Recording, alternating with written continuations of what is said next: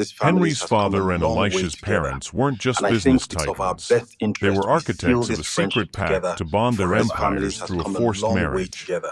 To And I Henry's think father, it's of our the best union was a interest we strategic seal this merger. friendship To together Elisha's forever. parents, it was a desperate lifeline to hide their crumbling wealth. But Mr. Henry, the arrogant vain heir, refused to be traded like a stock option. Trading his designer suits for a chef's apron, Henry infiltrated Elisha's home undercover, determined to find dirt on the woman the tabloids called the Ice Queen. However, while masquerading as her new hire, he witnessed the crushing weight of the failing empire on her shoulders. As a laughing maid prepared to dump a bowl of pasta over his head as a welcome, Henry realized the woman he came to sabotage was nothing like the monster he expected. If you're just tuning into this channel, please subscribe, give this video a thumbs up, and don't forget to share with your friends and family, and tell us where you're watching from in the comments section. My first day in Elisha's kitchen was a far cry from the velvet-lined boardrooms of the vain empire. Instead of signing million-dollar contracts, I was scrubbing grease off industrial stovetops and dodging the playful, albeit humiliating jabs of the regular staff. My hands, usually reserved for fine scotch and fountain pens, were now pruned from dishwater and smelling of onions. But the real revelation wasn't the manual labor. It was the woman sitting in the dim light of the dining room. Elisha sat hunched over a laptop, the blue light reflecting off her tired eyes as she obsessively crunched numbers that clearly wouldn't add up. She moved with a frantic, joyless energy, her fingers flying across the keys while a cold cup of black coffee sat forgotten at her elbow. I watched her for an hour, waiting for her to signal for a meal or even a snack, but she seemed to have forgotten that her body required fuel to function. Finally, I couldn't take the inefficiency of her self-destruction any longer. I plated a simple, perfectly seared omelet and walked it over, clearing a space among the stacks of unpaid invoices and legal notices. She didn't even look up until the scent of butter and herbs hit her. "I didn't order this, chef," she muttered, her voice raspy from disuse. "You didn't have to," I replied, standing my ground. "Eat. You can't save a dying empire on an empty stomach." Mr. Henry stood over the high-end industrial range, a devious smirk playing on his lips as he reached for the salt cellar. If he couldn't find dirt on Elisha, he would make himself so incompetent that she'd have no choice but to terminate his contract, and hopefully the wedding too. He aggressively over-seasoned the sea base and substituted pungent, unwashed kale for the delicate microgreens she usually preferred. It was a culinary disaster, a plate designed to be spat out. When Elisha took her first bite, Henry braced for the explosion. He waited for the Ice Queen to scream, to throw the plate, to prove she was the monster his father deserved as a business partner. Instead, she paused, her fork hovering in mid-air. A strange, soft expression flickered across her face, one that didn't belong in a boardroom. "It's messy," she whispered, taking a second, larger bite of the salty wreckage. She looked up at him, her eyes bright with a rare, genuine warmth. "My mother used to burn everything when she actually tried to cook for me.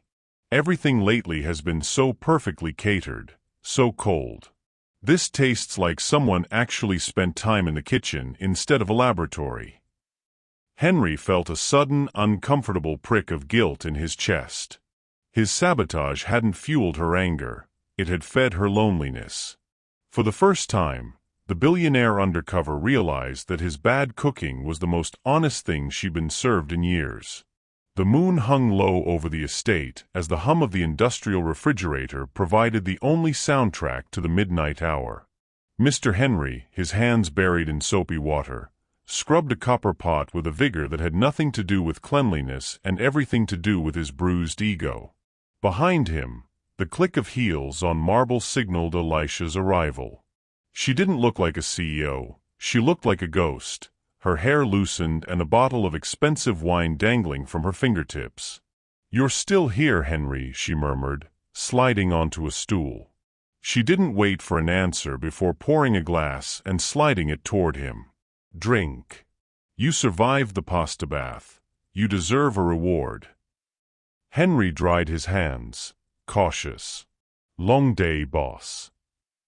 A long life, she corrected with a bitter laugh. She stared into the dark liquid as if it held the answers to her failing ledger. My parents think a wedding ring is a magic wand. They want to tie me to some silver-spoon shadow named Henry Vane. A man who probably hasn't worked a day in his life, let alone scrubbed a floor. Henry stiffened, the irony tasting sharper than the wine. You've never met him? I don't need to, Alicia sighed, her gaze softening in the dim light. He's just another arrogant billionaire looking for a trophy. He won't see me, he'll only see a merger. Henry looked at her, really looked at her, and realized the dirt he had come to find was nothing but a mirror of his own loneliness. The dining room was thick with the scent of roasted rosemary and the suffocating presence of the man Henry had come to loathe. As a billionaire, Henry would have crushed this rival suitor in a single board meeting, but as a chef, he was invisible, reduced to a shadow in a white apron. He stood by the sideboard, knuckles white as he gripped a vintage bottle of Bordeaux. Alicia looked radiant, though her smile didn't quite reach her eyes. The suitor leaned in close, his hand lingering too long on her shoulder as he whispered a joke that made her laugh, a polite, forced sound that still felt like a serrated blade against Henry's pride. "The wine, chef," Alicia prompted, her voice steady but her gaze flicking toward him for a fraction of a second. Henry stepped forward, pouring the deep red liquid with practiced precision. His blood boiled as the suitor made a show of sniffing the cork, then turned his patronizing grin toward Alicia.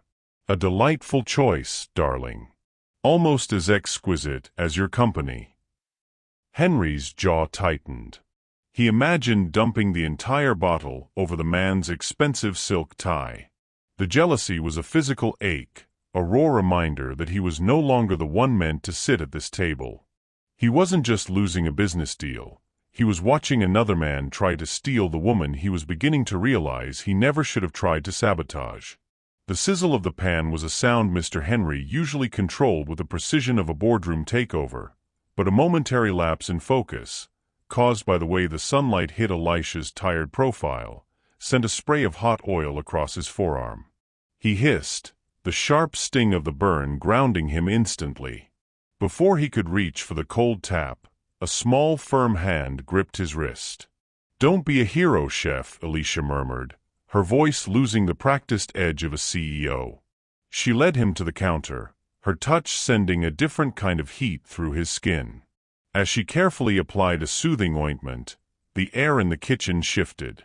Gone was the ice queen of the tabloids and the demanding boss. In her place was a woman whose touch was unexpectedly tender.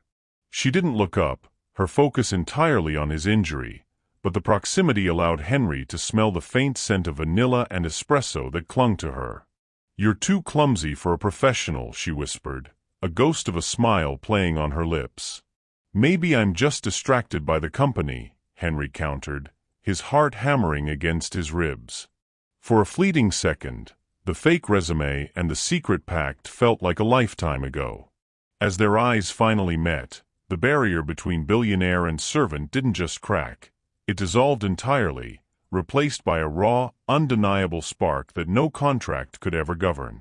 Panic, sharper than any kitchen knife, sliced through Henry as the distinct click of designer heels echoed in the foyer. He knew that rhythm. It was the authoritative stride of Henry's mother.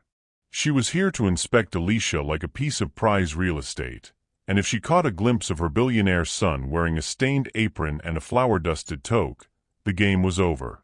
"Chef, the appetizers. Now." Alicia called out, her voice tight with a stress he was beginning to hate. Henry didn't hesitate. He grabbed a black fabric face mask from the counter, a precaution for a sudden cough, he'd told the staff earlier, and pulled it high over his nose. He ducked into the walk-in pantry just as the kitchen doors swung open. Through the narrow gap in the shelving, he watched his mother glide into the room, draped in pearls and an icy smile that usually made him flinch. "Alicia, dear, you look tired," his mother remarked, her eyes scanning the room with predatory precision. Perhaps the wedding prep is too much for your small team? Henry held his breath, pressed against a crate of organic tomatoes. His heart hammered against his ribs like a trapped bird. From his hiding spot, he watched Alicia stiffen, her chin lifting in a silent, stubborn defense of her home. For the first time, he wasn't looking for a way to ruin her. He was wishing he could step out, drop the mask, and tell his mother to leave his boss alone. But for now, he was just a ghost in the pantry, a billionaire hidden among the dry goods. The tension in the Sterling estate was thick enough to curdle cream.